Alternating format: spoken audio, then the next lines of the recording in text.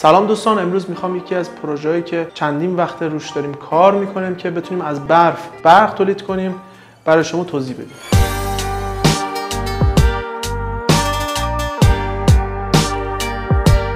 نانو ژنراتور تربو الکتریکی ابزاری است که میتونه از طریق الکتریسیته ساکن برق تولید کنه. برق دارای بار مثبت هست و دهنده الکترون محسوب میشه. سیلیکون که یک ماده سنتز شده شبیه به لاستیک هست، از اتم‌های اکسیژن و سیلیکون تشکیل شده که دارای بار منفی زیادی هست. زمانی که برق با سیلیکون تماس پیدا میکنه، بار تولید شده و برق ایجاد میشه.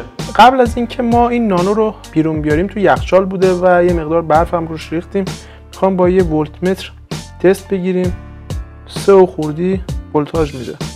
اینم یه موتور گیربکسی هستش، البته موتور 12 ولته ولی با ولتاژ 3.7 کارم میکنه. خیلی ضعیفه ولی ما فقط در حد تست که ببینیم جواب میگیریم یا نه.